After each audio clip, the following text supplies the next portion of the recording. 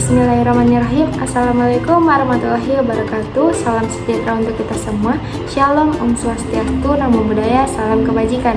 Perkenalkan, nama saya Septia Nur Pratiwi dengan NIM channel 122110. Saya dari kelas manajemen D angkatan 2022. Pada kesempatan kali ini, saya akan menyelesaikan tugas mandiri pada mata kuliah manajemen keuangan dengan dosen pengampu Ibu Novia Sandra Dewi SEMM, yang dimana tugasnya itu mempresentasikan mengenai materi terkait yang telah dibagikan dan yang telah dikerjakan.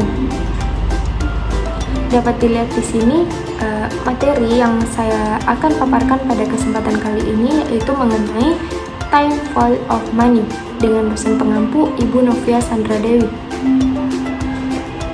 Di sini terdapat sedikit kutipan tentang saya, yaitu tugas ini dibuat untuk pemenuhan 6 pertemuan pada mata kuliah manajemen keuangan dan disusun oleh saya sendiri.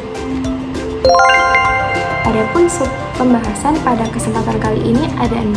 Yang pertama pengertian, yang kedua manfaat, yang ketiga faktor-faktor, yang keempat konsep, yang kelima rumus, dan yang keenam contoh kasus dari time fall of money itu sendiri.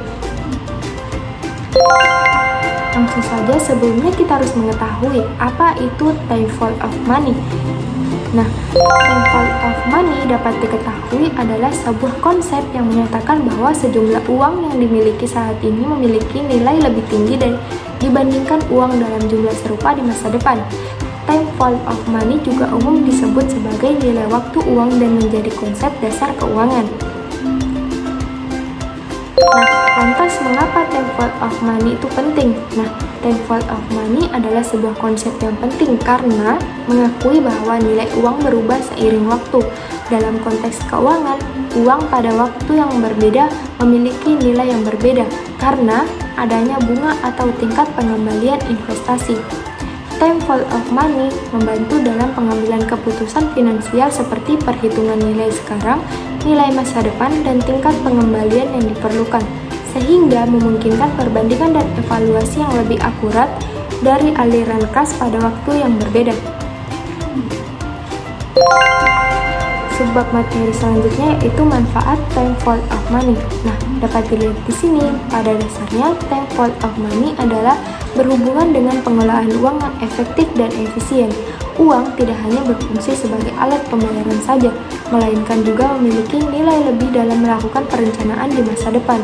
Sehingga manfaat time fall of money adalah sebagai berikut.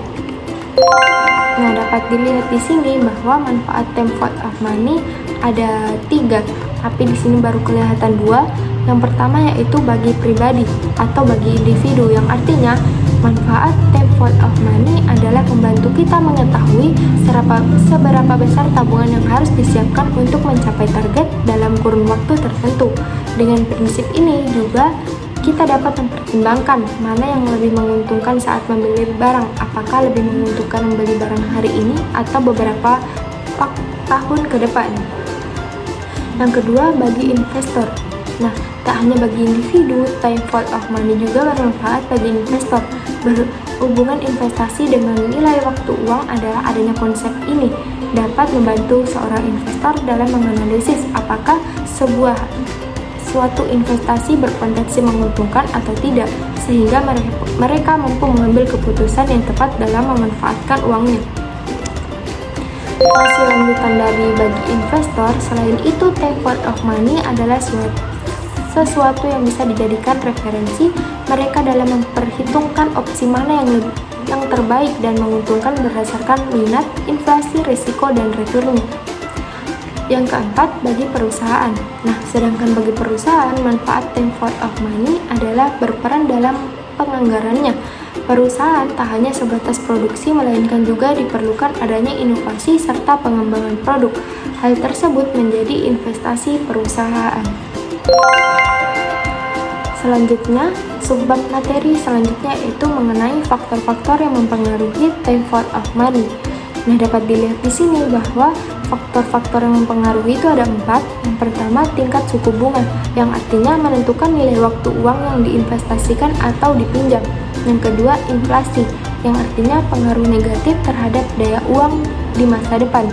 Yang ketiga, risiko investasi, yang artinya semakin tinggi risiko, semakin berharga waktu uang tersebut.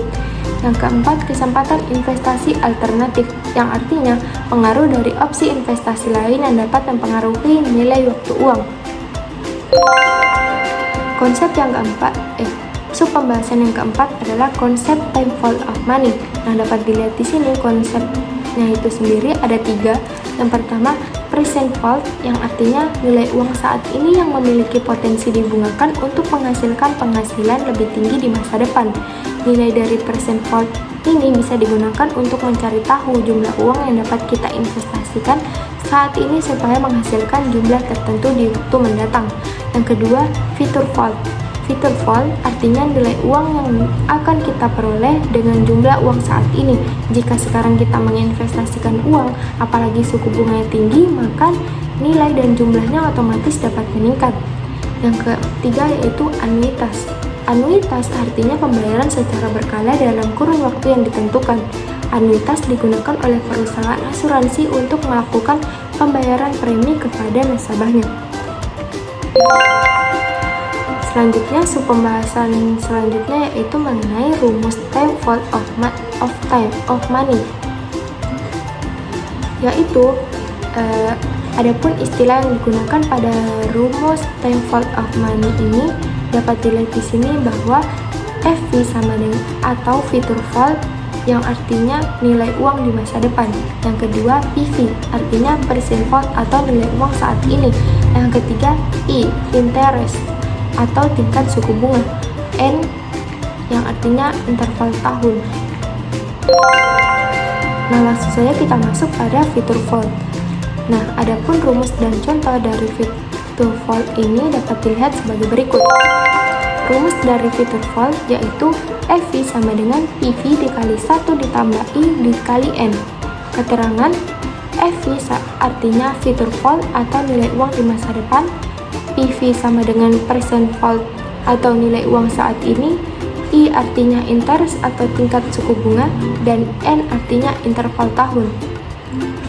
Adapun contoh kasus pada future value dapat dilihat di sini bahwa jika kita menyimpan uang di bank sebesar 20 juta dengan suku bunga sebesar 5% setahun, maka untuk mengetahui total tabungan kita dalam waktu 3 tahun ke depan dapat menggunakan rumus future value. Nah, dapat dilihat di sini rumus dari future value itu FV sama dengan PV dikali 1 ditambah I dikali N. Nah, dapat diketahui bahwasanya PV-nya di sini 20 juta, I-nya itu 5% atau 0,05 dan N-nya itu 3 atau 3 tahun. Nah, di sini FV sama dengan 20 juta dikali 1 ditambah 0,05 dikali 3. Dapat diperoleh 20 juta dikali 1.157 dan 125. Nah, hasil dari perkalian di atas yaitu 23.152.500. Jadi, kita akan memiliki tabungan sebesar 23.152.500 dalam 3 tahun ke depan jika menyimpan uang di bank sebesar 20 juta. Selanjutnya yang kedua yaitu present value. Adapun rumus dan contoh kasus pada present value ini dapat dilihat sebagai berikut.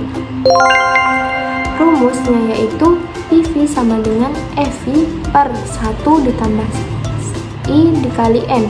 Keterangan FV sama dengan future value atau nilai uang di masa depan, PV sama dengan present value atau nilai uang saat ini, I sama dengan interest atau tingkat suku bunga, dan N sama dengan interval tahun. Adapun contoh kasus pada present value ini yaitu apabila kita ingin menabung di bank dengan tujuan mendapatkan uang dengan jumlah 20 juta setelah 2 tahun menabung, dan jika suku bunga di bank adalah 10%, maka jumlah uang harus kita simpan di bank dapat menggunakan rumus percent value. Nah, dapat dilihat di sini rumus dari percent value yaitu PV sama dengan FV per 1 ditambah I dikali N. PV sama dengan FV-nya sudah diketahui 20 juta, per 1 ditambah I-nya itu 10% atau 0,10 dikali 2 dikali N atau N-nya itu 2 tahun. Jadi dapat diperoleh 20 juta per 1,21. Selanjutnya 20 juta tersebut dibagi dengan 1,21 yang hasilnya 16.528.925. Jadi, jika kita ingin memiliki 20 juta setelah 2 tahun menabung, uang yang harus kita tabung sekarang adalah 16.528.925. Selanjutnya yaitu kesimpulan. Nah, kesimpulan dari Tenfold of Money ini, dari materi konsep Tenfold of Money dapat disimpulkan bahwa nilai uang berubah seiring waktu. Prinsip ini menyatakan bahwa sejumlah uang pada waktu yang berbeda memiliki nilai yang berbeda dan penting untuk mempertimbangkan faktor waktu ketika mengevaluasi nilai uang dalam keputusan keuangan, investasi, atau pinjaman. Dengan memahami konsep ini, seseorang dapat membuat keputusan keuangan yang lebih bijak dengan memperhitungkan nilai waktu yang dari arus kas masa depan. Apakah ada yang ingin ditanyakan kepada teman-teman? Jika ada yang ingin ditanyakan bisa diisi di kolom komentar ya teman-teman. Baiklah, sekian materi yang dapat saya sampaikan. Sebelumnya adapun motto dari saya, yaitu apabila melakukan sesuatu maka tekunlah dan bersungguh-sungguh. Apapun hasilnya jangan lupa untuk tetap bersyukur. Sekian dari saya mohon maaf atas segala kekurangan dan keterbatasan saya. Dan saya mengucapkan terima kasih kepada dosen dan teman-teman yang telah menonton dan memperhatikan video saya. Sekian dari saya. Wassalamualaikum warahmatullahi wabarakatuh.